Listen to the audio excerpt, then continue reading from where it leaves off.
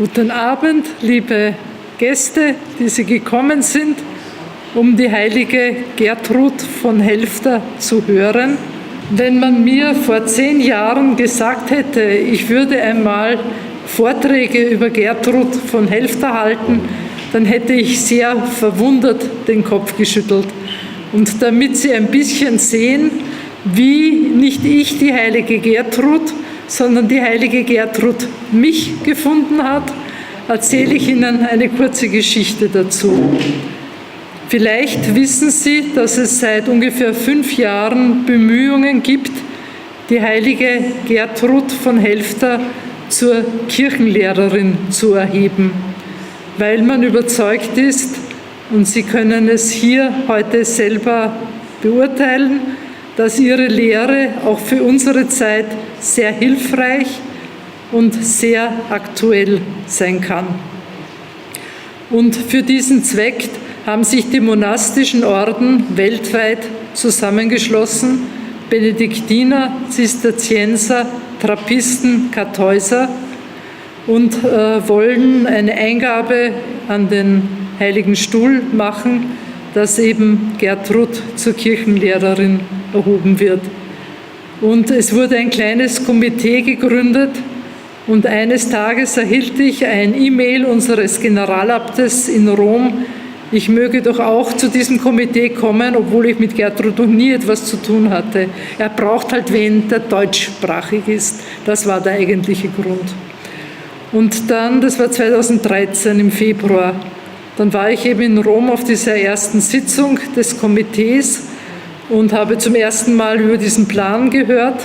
Und dann habe ich gesagt, also wenn Gertrud von Helfter zur Kirchenlehrerin erhoben wird, dann macht das in meinen Augen nur dann Sinn, wenn ihre Werke in Deutsch auch in einem aktuellen, modernen Deutsch zu lesen sind. Und in Deutsch ist es nämlich so, dass bis vor kurzem die einzige deutsche, einigermaßen vollständige Ausgabe aus dem Jahre 1876 gestammt hat. Also sicher nicht kein aktuelles, modernes Deutsch hatte. Und ich sagte dann auch noch, ich bin gewohnt, Texte aus dem Mittelalter zu übersetzen. Ich habe schon seit meiner Noviziatszeit Ordensväter Bernhard von Clairvaux, Elred von Revaux, Baudouin von Fort und andere übersetzt. Ich hatte gerade eine Pause. Wenn Sie wollen, mache ich mich daran, dieses Hauptwerk neu zu übersetzen. Und sie waren alle einverstanden und ich habe dann auch begonnen, uns dieses Hauptwerk auf Lateinisch Legatus Divinae Pietatis, früher wurde es übersetzt mit Gesandter der göttlichen Liebe, ist jetzt in 4 Bänden durch 4 Jahre hindurch, bis 1917 ist der letzte Band erschienen in Deutsch. Gibt es jetzt neu diese Ausgabe im BB Verlag Heiligenkreuz zu bestellen. Und damals, als ich von Rom heimkam mit dieser neuen Aufgabe in der Tasche, fand ich einen Brief von einer Bekannten vor, die nichts wusste, dass ich in Rom war, die am Ende ihres Briefes schrieb, ja, weißt du, in dem kleinen Bildungshaus, in dem ich arbeite, haben wir immer so Jahrespatrone. Und ich habe gerade noch ein Bildchen übrig und das lege ich dir bei. Ich nahm das Bildchen heraus, Gertrud von Helfter. Habe mir gedacht, sonderbar, muss doch etwas Tieferes mit dieser Gertrud auf sich haben. Und habe dann mit der Übersetzung begonnen, ursprünglich geplant, nur den deutschen Text neu herauszugeben. Dann im Sommer darauf bekam eine unserer damaligen Kandidatinnen Besuch von einem Professor. Diese Kandidatin hatte in Trier Theologie studiert. Und ein Professor für Patrologie, bei dem sie studiert hatte, kam sie besuchen und am Telefon sagte man, es kommt noch ein zweiter mit, das ist auch ein Professor für Patrologie, ein Dominikaner, und dieser Dominikaner möchte mit der Äbtissin sprechen. Aha, habe ich mir gedacht, habe noch nie etwas von ihm gehört, bin schon gespannt, was er möchte. Und dann sagte dieser Professor, wissen Sie, ich bin Patrologe und ich arbeite mit den Studenten mit alten Texten Und da weiß ich, wie wichtig es ist, dass man die Texte zweisprachig hat. Also in diesem Fall Latein und Deutsch, denn die heutigen Studenten können nicht mehr so gut Latein, dass sie lateinische Texte lesen können. Aber es ist oft wichtig, ihnen sagen zu können, da schauen Sie mal zum lateinischen Text hinüber, weil das ist sprachlich oder inhaltlich besonders ausdrucksstark. Und deshalb halte ich eben so zweisprachige Ausgaben für sehr wichtig. Und ich habe gehört, dass Sie lateinische Übersetzungen machen. Und ich würde Sie bitten, könnten Sie sich nicht darum kümmern, dass Gertrud von Helfter lateinisch-deutsch übersetzt wird. Und ich habe gesagt, ja, ich bin ja schon dran. Was hat er gesagt? Keine Ahnung hatte er davon. Nicht? Und denke ich mir, es muss doch irgendeine Fügung mit dem haben, dass auf zwei so verschiedene, völlig unerwartete Weisen das sozusagen bestätigt und eingefordert worden ist. Und so habe ich eben die Übersetzung weitergemacht und dadurch habe ich mir auch eine Kenntnis dieser Frau angeeignet und es war mir wichtig, bei der Herausgabe auch jeweils geistliche Einleitungen zu dem Werk zu schreiben, weil ich dachte, ich schreibe keine wissenschaftliche Arbeit, sondern ich möchte, dass sie und ihr geistlicher Auftrag bekannt wird, auch in der heutigen Zeit. Und Sie werden jetzt hören und ich glaube, dass sie uns etwas zu sagen hat.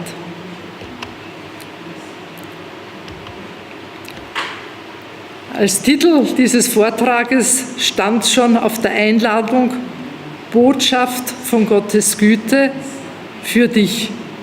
Dabei sind die ersten 4 Worte Botschaft von Gottes Güte, der neue deutsche Titel der Übersetzung.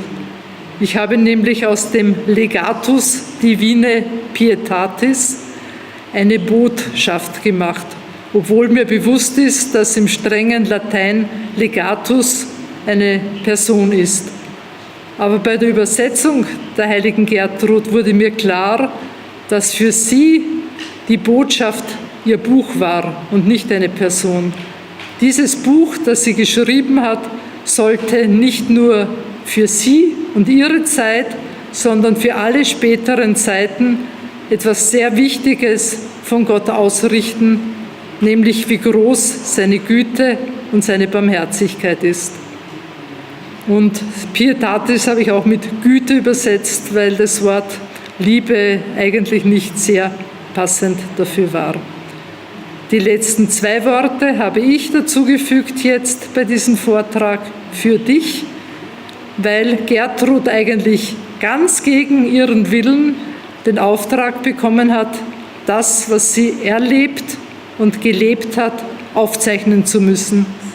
Sie hat bis zuletzt dagegen Widerstand geleistet und versucht, sich diesem Auftrag zu entziehen, weil sie sagte, das geht niemanden etwas an und das ist viel zu persönlich. Aber sie bekam von Jesus den Auftrag und er sagte am Schluss dann noch, du kommst nicht in den Himmel, bevor du nicht den letzten Buchstaben geschrieben hast. Und schlussendlich hat sie gehorcht und das Wesentliche selber aufgeschrieben. Dann aber hat sie sofort zurückgezogen und gesagt, den Rest soll wer anderer schreiben.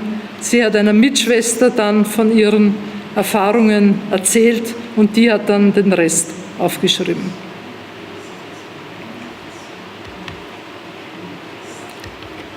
Zuerst möchte ich Ihnen Helfter vorstellen.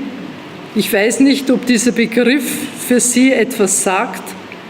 Es ist ein Kloster im früheren Ostdeutschland, in einem Gebiet, das fast vollständig entchristlich ist.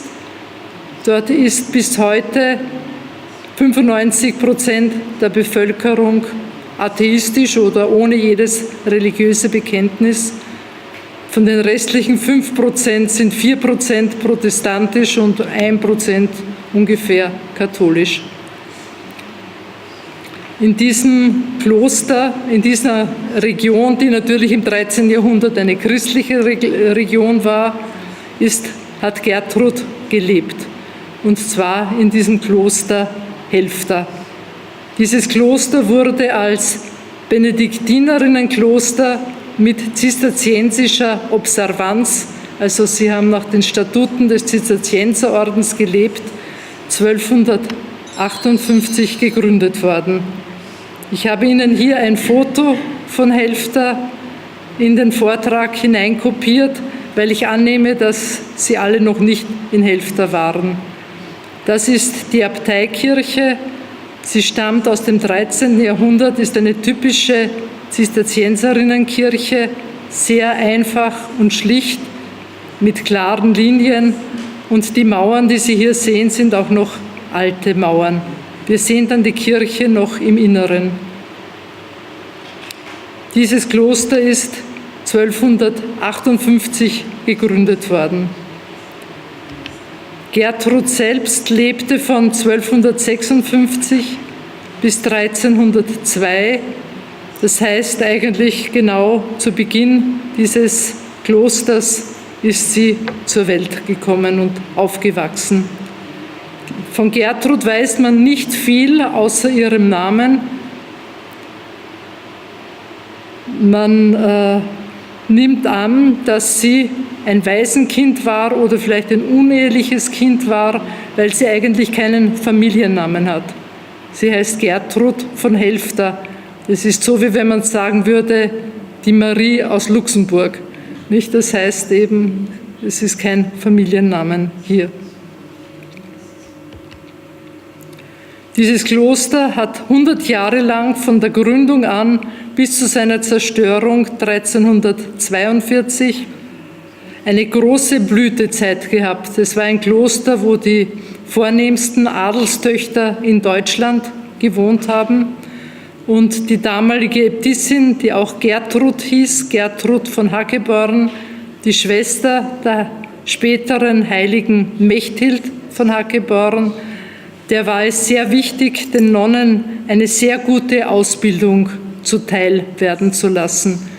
Die Schwestern wurden also nicht nur in den weiblichen Fächern unterrichtet, Kochen, Spinnen, Nähen oder Ähnliches, sondern sogar in wissenschaftlichen Fächern.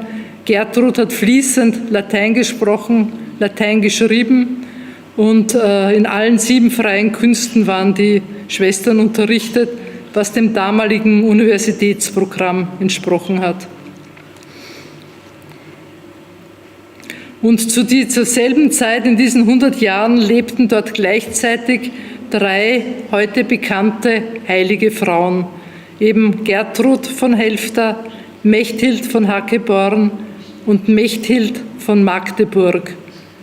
Vielleicht, wenn jemand von Ihnen sich mehr mit deutscher Literatur schon befasst hat, Mechthild von Magdeburg war eine der ersten deutschen Schriftstellerinnen, die in der deutschen Sprache geschrieben haben. Nach der ersten Zerstörung hat das Kloster eine wechselhafte Geschichte erlebt und endgültig im Jahr 1552 ist es aufgehoben worden, denn Helfter liegt im Ortsgebiet der Lutherstadt Eisleben, wo Luther geboren wurde, gelebt hat, gestorben ist, begraben ist. Und man kann gut verstehen, dass man dort zur Zeit der Reformation kein katholisches Kloster haben wollte. Und so musste das Kloster dann seine Tore schließen. 400 Jahre lang hat dann der Ort verschiedenen Zwecken gedient. Zur Zeit des Kommunismus war dort eine sogenannte Kolchose, also ein volkswirtschaftlicher Betrieb, Agrarbetrieb. Und die Ruine der Klosterkirche hat als Einstellplatz für landwirtschaftliche Maschinen gedient. Dann, als die Zeit des Kommunismus zu Ende ging, überlegte man, was man jetzt mit dieser Region, mit diesem Platz tun könnte.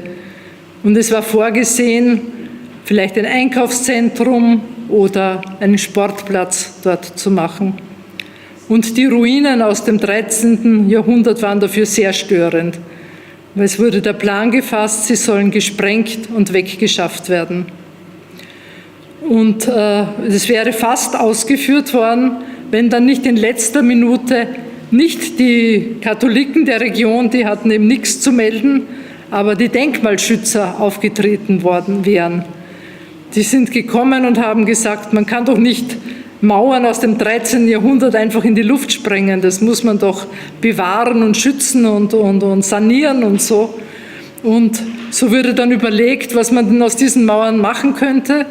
Und da entstand der Plan, diese Kirche neu aufzubauen und auch die Ruinen der Konventgebäude wieder herzustellen und daraus wieder ein Kloster zu machen. Das war in der damaligen Ex-DDR eine verrückte Idee, muss man sagen. Und man hat auch erst jemanden suchen müssen, der zu diesem Plan zu gewinnen war, weil ein Kloster ohne Schwestern ist ja auch etwas nicht sehr Sinnvolles.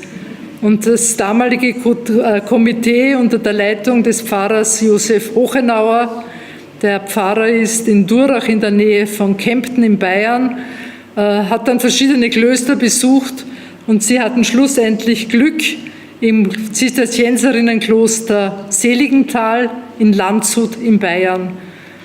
Die damalige Äbtissin Maria Assumpta Schenkel versprach nach ihrer Resignation als Äbtissin mit 75 Jahren, sollte sie ja zurücktreten, mit ein paar Schwestern in dieses Kloster zu ziehen.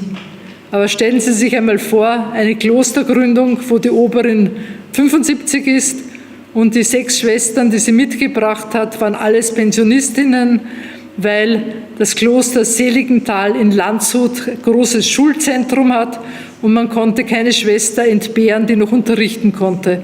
Deshalb durften nur die Pensionistinnen gehen.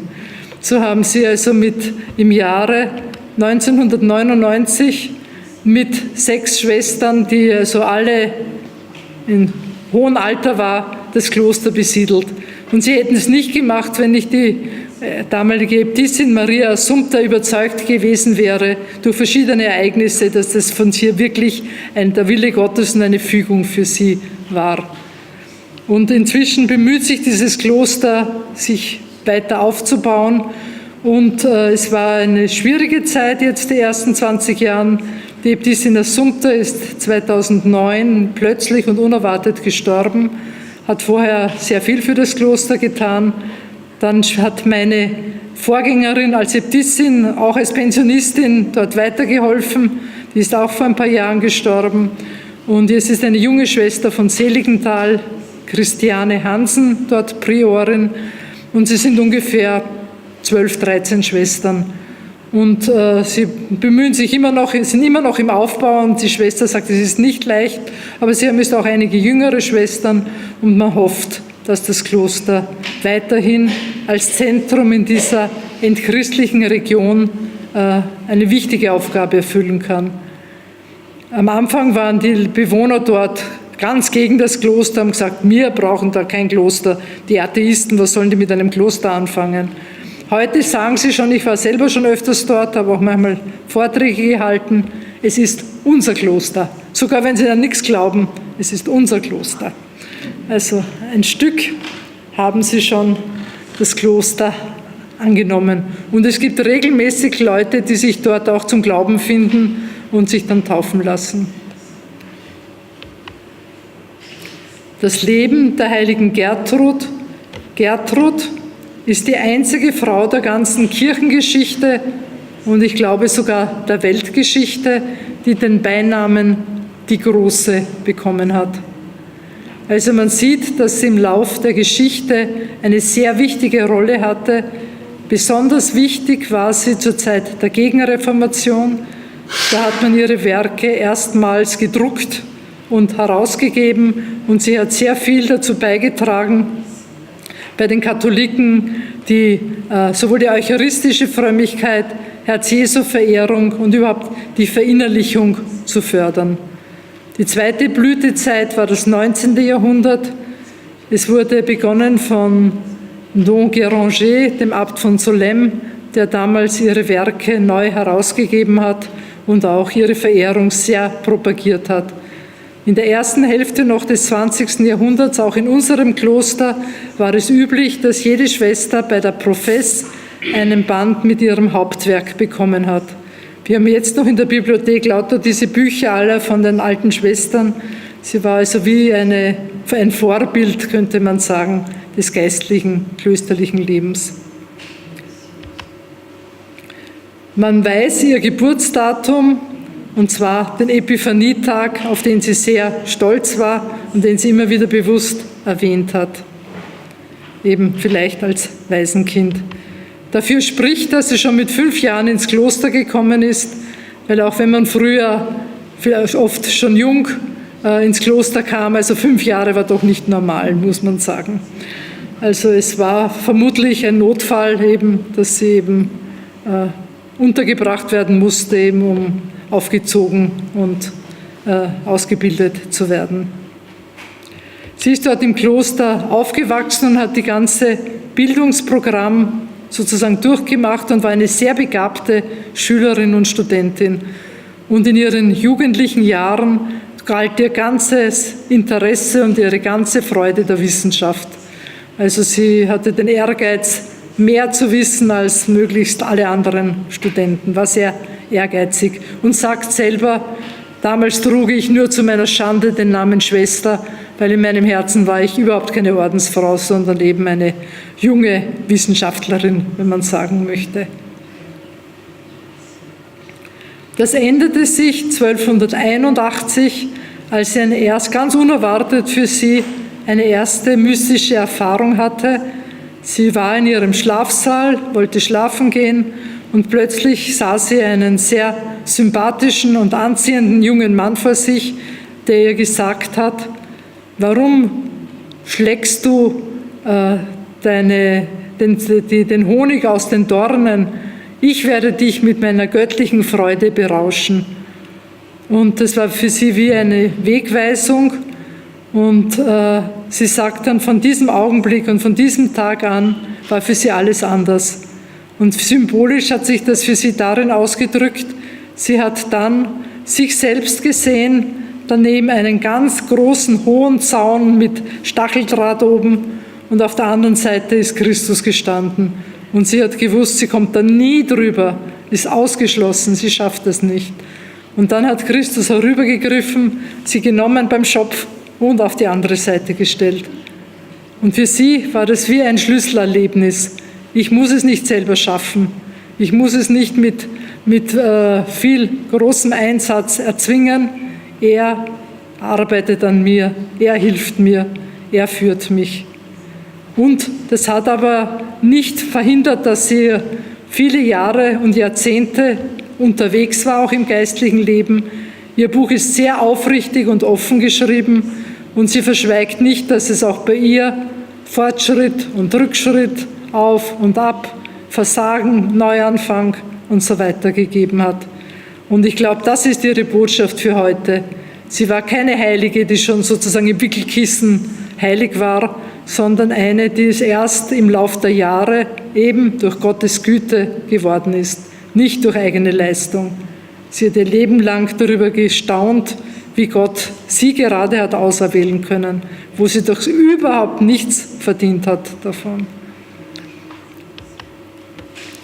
Ab 1289 zeichnete sie dann im Auftrag Jesu ihre Erfahrungen auf. Ich habe schon davon gesprochen. In den letzten Jahren ihres Lebens war sie öfters krank und konnte vielfach das klösterliche Programm und auch den Gottesdienst nicht mitmachen. Dadurch aber ist gefördert worden, dass sie das innere Leben eben in ihrer Krankenzelle, im Krankenzimmer sehr bewusst pflegen konnte und es auch getan hat und sicher auch an den Leiden und Schmerzen gewachsen ist. Mit 42 Jahren ist sie gestorben, für damalige Zeiten eigentlich ein normales Leben, weil da ist man ja bekanntlich nicht so alt geworden wie wir heute. Jetzt ein kurzer Überblick über dieses Hauptwerk, die Botschaft von Gottes Güte, in der früheren Übersetzung Gesandter der göttlichen Liebe. Das erste Buch, es besteht aus 5 Büchern. Das erste Buch ist als letztes geschrieben worden. Es ist die Lebensbeschreibung im Sinn einer mittelalterlichen Hagiographie durch eine Mitschwester. sehr positiv geschrieben. Gertrud wird dort nur Elektra, die Erwählte, genannt. Das zweite Buch, die geistliche Autobiografie, ist, könnte man sagen, das Gegenstück dazu. Hier schreibt Gertrud selber auf, was sie erlebt hat. Das ganze Buch ist ein einziger Lobpreis von Gottes Güte und Barmherzigkeit und sie kommt an gar kein Ende zu staunen, weil sie das überhaupt nicht verdient hat und weil sie völlig unwürdig von Gott erwählt worden ist. Man muss, glaube ich, die beiden Bücher wie so zwei Folien übereinander legen, um ein realistisches Bild zu bekommen. Das eine ist überhell und das andere ist überdunkel. Und beides zusammen vermutlich wird realistisch sein. Das dritte Buch ist dann schon von einer Mitschwester geschrieben, wo sie die aufgezeichnet hat, was ihr Gertrud erzählt hat.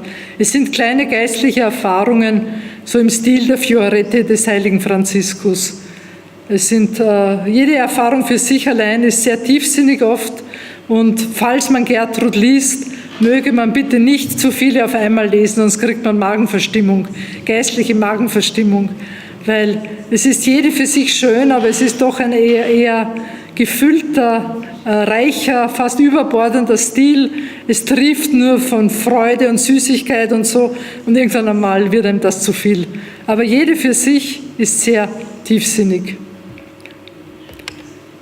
Im vierten Buch beschreibt sie ihre Erfahrungen in der Feier des Kirchenjahres, beginnt im Advent und geht eben bis Allerheiligen Kirchweihfest, eben bis Ende des Jahres. Ist nicht ganz leicht zu lesen, aber sehr viele auch sehr schöne und bleibende Gedanken drin. Sehr interessant ist das letzte Buch, das 5. Buch.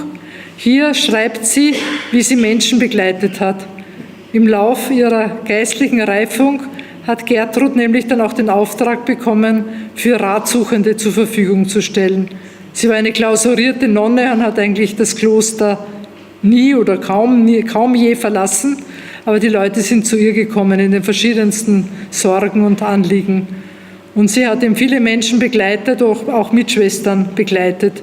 Und hier wären vor allem die Begleitung von Menschen am Ende des Lebens. Es ist wie Sterbebegleitung, könnte man sagen, niedergeschrieben. Und ich habe im vergangenen Jahr eben in Heiligenkreuz einen Vortrag über diese Sterbebegleitung gehalten, den ich heuer im November auch in unserem Kloster halten werde. Es ist höchst interessant, fürs 13. Jahrhundert sehr erstaunlich. Sie begleiteten nicht nur lauter heiligmäßige Schwestern, sondern auch sehr gemischte Menschen, sowohl innerhalb, außerhalb des Klosters, Priester, Laien, Ritter der damaligen Zeit, auch manche, die ein ziemlich bewegtes und ausschweifendes und schlechtes Leben hinter sich hatte. Und es ist kein niedliches und beschönigendes Buch. Das wird sehr realistisch und ernst geschrieben. Es wird also ernst genommen, wenn ein Mensch sein ganzes Leben ohne Gott gelebt hat. Es wird beschrieben, dass er wie von einer dicken Hülle umgeben ist und diese Hülle erst durch das Gebet der Gläubigen aufgebrochen werden muss, damit er überhaupt fähig ist, sich von Gott berühren und helfen lassen zu können. Finde ich sehr realistisch eigentlich. Kann ich mir gut vorstellen, dass es wirklich so ist. Aber es kommt kein einziger in die Hölle, das ganze Buch hindurch. Es gibt so manchmal dramatische Wendungen, aber am Schluss kriegen sie alle noch die Kurve. Und was auch sehr interessant ist, die meisten eigentlich, brauchen eben noch eine gewisse Reinigung, was ja auch wahrscheinlich ist. Aber diese Reinigung wird sehr positiv beschrieben. Das ist nicht das Fegefeuer, wie man sich so im Mittelalter vorgestellt hat und auch noch im 19. Jahrhundert, wo die Menschen furchtbar leiden müssen und todunglück sind und eine Qual das Ganze ist, sodass die Menschen schon Angst haben zu sterben, weil sie sich vom Fegefeuer fürchten. Sondern Gertrud selber sagt einmal zu Jesus, ach, diese Frau da, die jetzt noch im Fegefeuer ist, die leidet doch sicher jetzt ganz arg. Und dann sagt Jesus zu ihr, nein, sie bereitet sich auf die Hochzeit vor. Es ist bei ihr so, wie wenn eine junge Frau weiß, in 3 Wochen heirate ich, Das ist sicher eine mühsame Zeit und vielleicht auch manchmal schwierig und alles vorbereiten und so weiter, aber es ist voll Vorfreude. Sie weiß, in 3 Wochen heirate ich und dann bin ich vermählt. Und so ist es auch für diese Frau. Es ist also nicht eine sinnlose Leidenszeit, sondern eine wachsende Freude hin auf die endgültige Vollendung. Finde ich sehr schön ausgedrückt und sehr hoffnungsvoll ausgedrückt. Dann, hier haben Sie wieder ein Bild aus dem Garten von Helfta. Im Hintergrund sieht man die Kirche mit dem Dachreiter und daneben mit dem roten Dach das Konventgebäude, wo heute die Schwestern wohnen. Und jetzt Gertruds Botschaft an uns, an dich und an mich, die Erfahrungen, die sie in ihrem Leben gemacht hat. Die erste Erfahrung haben wir dem Inhalt nach schon gehört. Gottes Güte verlangt von dir keine Vorleistung, um dich zu beschenken. Die Grunderfahrung von Gertrud. Ich habe das überhaupt nicht verdient. Wie kann er nur auf die Idee kommen, mir, Unwürdiger, so etwas zu schenken? Und der Auftrag an Sie, das gilt für Sie, für mich und für jeden von Ihnen auch. Sie müssen es nicht verdienen, dass Gott Ihnen seine Liebe schenkt. Die gibt es gratis. Hier sieht man die Klosterkirche von Helfta im Inneren. Sie sehen, es ist eine sehr geschmackvoll, schön gerichtete Kirche. Rechts die Wand ist eine alte Wand. Wenn man genau schaut, sieht man noch die Steine, es ist uneben. Auch vorne in der Apse, also vorne die Stirnwand ist auch alt. So hat früher die Klosterkirche ausgesehen. Die linke Wand ist aus Beton und neu. Der Architekt, der die Kirche wieder aufgebaut hat, hat gar nicht versucht, das irgendwie zu schwindeln und so zu tun, als wäre das alt. Aber es ist trotzdem ein sehr stimmungsvoller, innerlicher Raum geworden. Das ist jetzt die Klosterkirche, wo die Schwestern Gottesdienst feiern. Vielleicht sage ich Ihnen jetzt noch etwas zu dieser Kirche, weil es sehr interessant ist. Sie sehen das Kreuz rechts an der Wand.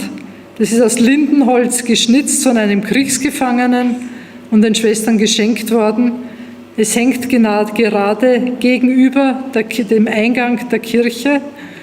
Und vor allem in den ersten Jahren sind ganz viele Gruppen, auch Schüler gekommen, um dieses Kloster zu besichtigen.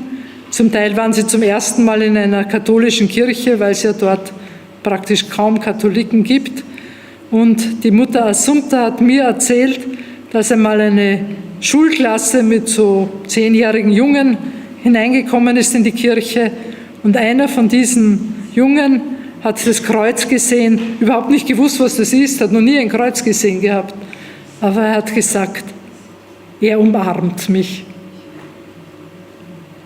War eigentlich sehr schön und ganz im Sinn der heiligen Gertrud, kann man sagen. Und im Vordergrund rechts sehen Sie die Statue der heiligen Gertrud mit so ein paar Kerzen davor. Diese Statue steht auf einer Konsole und diese Konsole ist noch ein Stein, auf dem im Mittelalter die Tribüne aufgezogen war, wo die Nonnen ihr Gebet verrichtet haben. Also man kann sich ein bisschen vorstellen, wie das damals für die Schwestern ausgesehen hat. Die zweite Erfahrung haben Sie inzwischen auch schon gehört. Gott selber zieht und führt dich. Er hebt dich über dich hinaus, wenn du dich aufrichtig danach sehnst. Das hat Gertrud immer wieder erfahren. Vor jeder neuen Erfahrung, vor jedem neuen geistlichen Schritt war bei ihr eine gewisse Sehnsucht da. Und sie hat mit dieser Sehnsucht selber darum gebetet oder Mitschwestern gebeten, dass sie für sie darum beten. Es sind also diese mystischen Gnaden nicht vom Himmel gefallen, sondern immer vorbereitet worden durch ihr Sehnen und ihr Gebet. Frage an uns, wonach sehne ich mich? Was darf er für mich tun? Vielleicht schenkt er es mir dann auch sogar.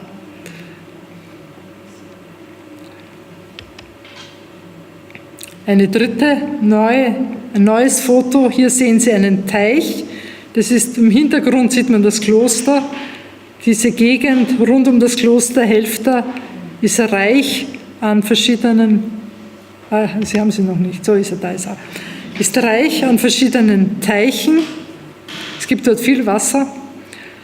Und an einem dieser Teiche hat Gertrud eine sehr wichtige Erfahrung gemacht für sie. Sie sagt, es war in der Zeit zwischen Ostern und Christi Himmelfahrt, da saß sie eines Sonntagsmorgens an so einem Teich, ganz allein, und es war wunderschön. Sie sagte, die Tauben sind geflogen, es hat alles gegrünt, geblüht und so. Und sie hat gesagt, also ich bin glücklich hier, so schön ist es. Es fehlt mir nur eines, so ein Freund an meiner Mitte, an meiner Seite. Das würde mein Glück voll machen. Und mit diesen Gedanken ist es so den ganzen Sonntag gegangen. Und dann ist ihr gegen Abend ein Bibelvers eingefallen, wo Jesus im 14. Kapitel des Johannesevangeliums sagt, wenn einer mich liebt, wird er mein Wort halten, mein Vater wird ihn lieben und wir werden kommen und bei ihm wohnen. Und sie schreibt in aller Schlichtheit, und in diesem Augenblick spürte ich, dass du angekommen warst. Es war also eine ganz große, geistliche, mystische Gnade, sehr schlicht beschrieben. Und sie schreibt, das war dann die Gnade meines Lebens, weil immer wenn ich mich in mein Inneres zurückgezogen habe, habe ich gemerkt, er ist da. Und das hat mein ganzes Leben gewandelt. Ich habe ihn nicht mehr suchen müssen außerhalb von mir, sondern habe ihn gefunden. In meiner innersten Mitte ist er da, er wohnt da, er wartet auf mich. Das war ihre Freude und ihre Erfüllung ihres Lebens.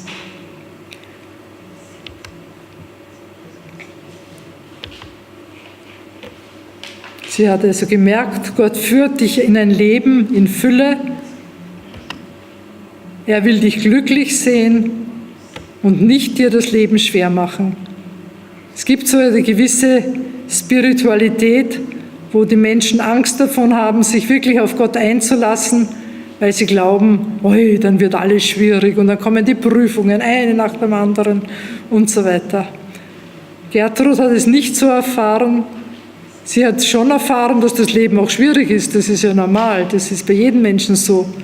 Aber es ist nicht, Gott schickt nicht die Schwierigkeiten, sondern Gott will uns auch hier schon glücklich sehen, eben weil in der Vereinigung mit ihm, in der Gemeinschaft mit ihm, alles eine neue Lebensqualität bekommt.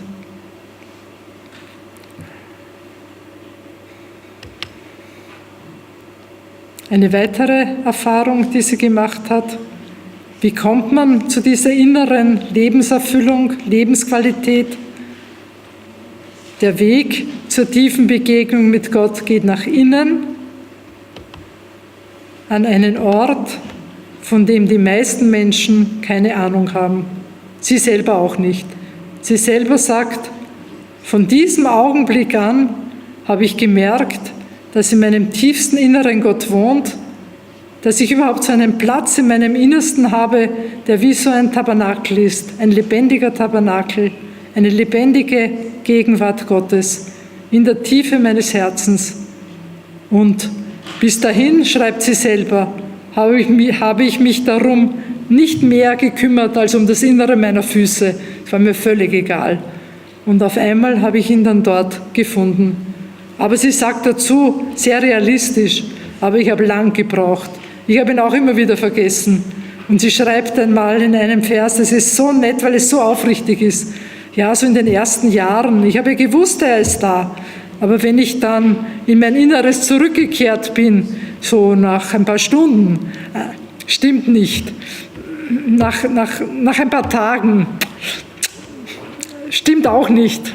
Nach ein paar Wochen, dann habe ich ihn immer wieder neu gefunden. Also man sieht, sie hat auch wochenlang wieder darauf vergessen.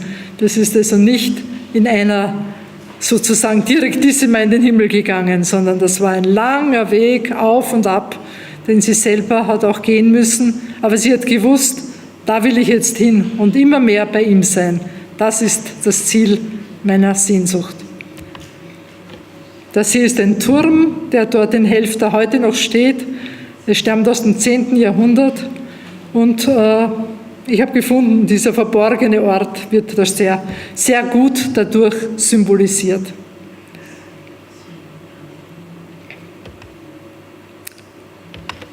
Wieder ein Foto von einem Teich in Helfta. Das habe ich selber gemacht, habe mir dafür nasse Füße eingeholt. Aber dafür ist es wirklich ein sehr schönes Foto geworden am Morgen. Die nächste Erfahrung. Das Ziel von diesem Einkehren bei sich selbst ist, immer mehr in die Vereinigung mit Christus hineinzuwachsen. Er ist ja da, er wartet. Das ist eine tiefe, intime und sehr personale Lebensgemeinschaft von Herz zu Herz.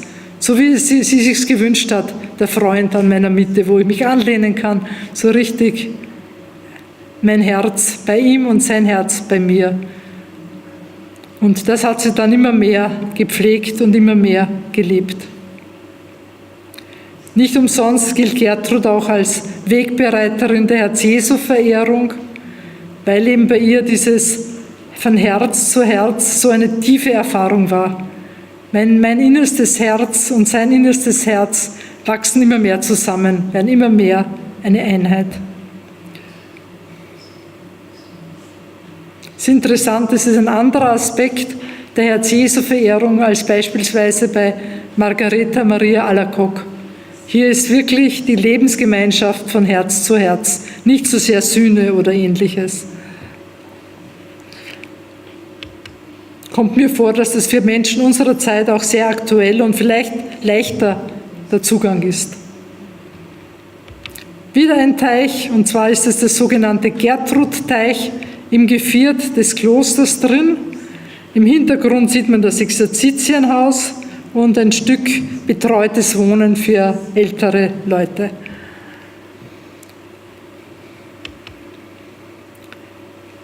Die nächste Erfahrung, die sie gemacht hat: Die Frucht von Gottes gütigem Wirken ist eine abgrundtiefe Dankbarkeit, Liebe und unablässiger Lobpreis, ferner eine aufrichtige Demut. Das war genau das, was sie erlebt hat.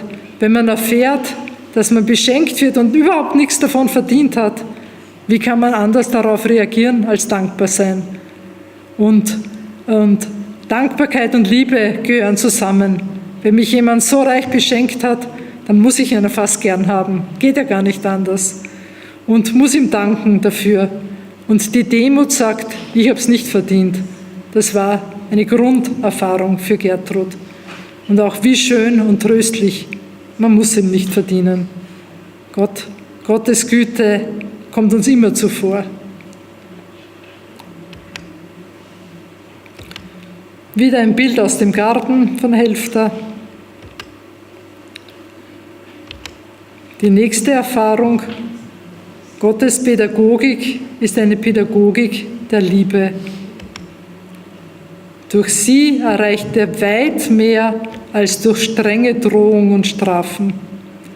Das schreibt Gertrud wiederholt. Sie sagt, ich war ja überhaupt nicht heilig. Ich habe nicht verdient, dass mir Gott seine Liebe schenkt. Eher hätte ich viel Strafen verdient. Oft hätte ich ordentlich was verdient.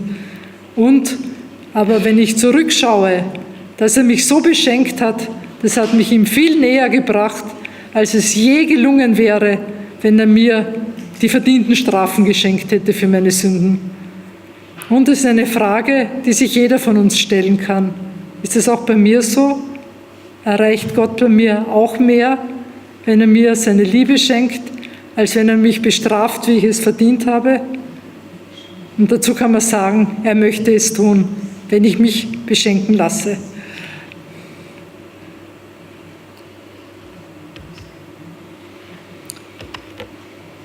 Das Foto ist vom Kreuzgang im Kloster Helfta. Das ist ein neu gebauter Kreuzgang.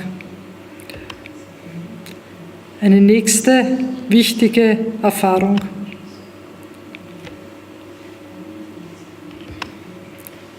Man darf Gertrud nicht zu, wie soll ich sagen, einfach sehen. Die Gnade ist immer unverdient, aber trotz aller unverdienten Gnade geschieht Gottes Wirken nicht ohne Mitwirkung des Menschen, in Offenheit, Vertrauen und Sammlung. Also nur sozusagen sitzen und warten, bis es von oben herunterfällt, ist auch nicht der richtige Weg. Offenheit, das heißt, sich bereit machen dafür. Ich habe schon gesagt, sie hat darum gebetet, sie hat die Sehnsucht in ihrem Herzen gepflegt, sie hat andere gebeten um ihr Gebet für sich, sie hat das Vertrauen eingeübt. Das ist viel leichter geworden, wenn man Gottes Nähe schon erfahren hat, weil dann weiß man ja schon, er meint es gut. Und Sammlung war für sie auch etwas sehr Wichtiges.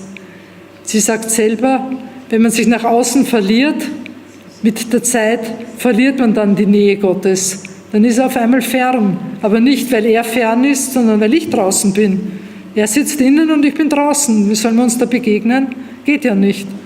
Das heißt, ich sollte immer wieder zurückkehren, immer wieder einen Kurzbesuch bei ihm machen, immer wieder schauen, wie wenn man einen lieben Besuch hat, nicht?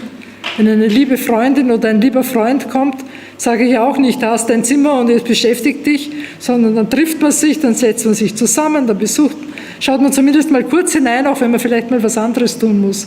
So könnte man das auch mit Gott machen. Immer wieder ihn besuchen. Sie greift voraus, was später Teresa von Avila sehr prägnant formuliert hat. Wenn ich gewusst hätte, welch großer Gast in meiner Seele wohnt, hätte ich ihn nicht so oft allein gelassen.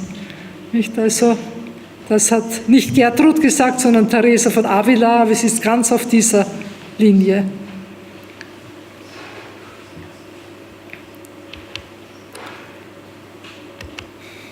Eine neunte Erfahrung. Die wahre, beständige und glühende Liebe ist Gabe des Heiligen Geistes. Man kann sie nicht selber produzieren mit Gewalt. Aber er schenkt sie, wenn man ihn darum bittet. Er freut sich, sie zu schenken. Er lässt sich dann nicht, wie sagt man auf Deutsch, nicht lumpen. Das heißt, er schenkt sie gerne. Das Foto in der Klosterkirche von Helfta mit der aufgehenden Sonne dahinter.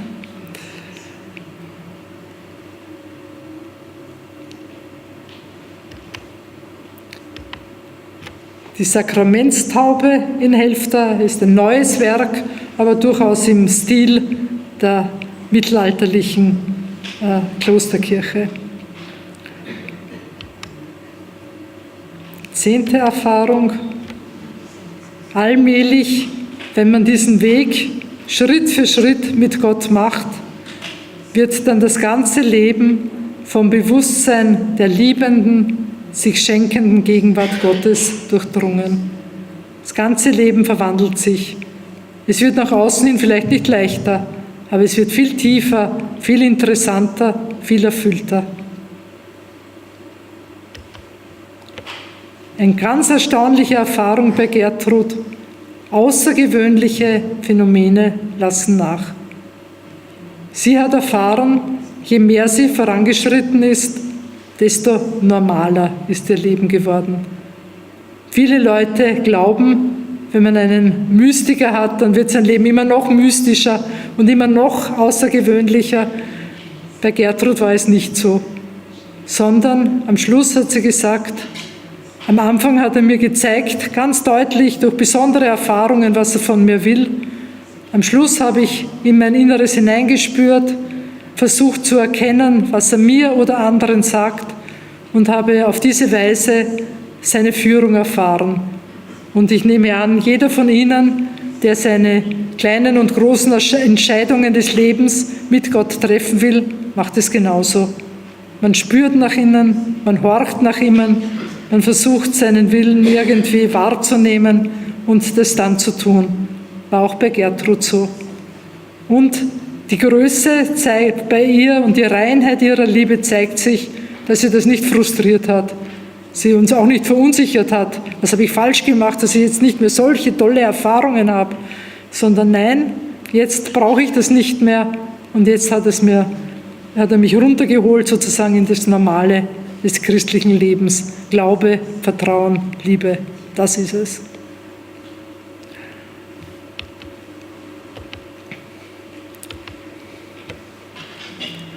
Wie hat sie die Gemeinschaft mit Jesus gepflegt? Das Wachsen der Gemeinschaft mit Jesus nährt sich aus der liebenden Betrachtung des Lebens Jesu, besonders seines Leidens und Sterbens für uns. Das hat sie sehr oft und sehr gerne betrachtet und diese Dankbarkeit für die Liebe Jesu hat sie selber auch bereit gemacht, ihm auch die Krankheit, die Schmerzen und das, was sie gegen Ende ihres Lebens vermehrt zu leiden hatte, gerne auszuhalten. Eben, sie hat Krankheit aushalten müssen, die Zeiten waren schwierig, das Kloster war wiederholt in Kriegsgefahr, stand vor der Zerstörung, vor der Plünderung. Es waren also nicht so wonnevolle, leichte Zeiten. Interdikt haben sie mal gehabt, verhängt von der damaligen bischöflichen Behörde in Magdeburg, weil sie irgendwas nichts gezahlt hätten, angeblich. Jedenfalls haben sie ein halbes Jahr lang keinen Gottesdienst feiern dürfen, wie das damals war. Also es hat genug Dinge gegeben, die schon schwierig waren für die Schwestern damals. Und auch das Gemeinschaftsleben war auch damals schon schwierig. Interessant ist, dass Gertrud da sehr aufrichtig davon spricht. Eben sagt, sie fragt Jesus, warum hast du denn erlaubt, dass manche Menschen mich so geärgert haben und mir so das Leben schwer gemacht haben? Also, das ist auch etwas, was man von ihr lernen kann. Man kann über alles mit Jesus sprechen, auch solche unangenehme Erfahrungen. Hier ein Kreuz, ein Friedhofskreuz, was auch dort im Garten steht.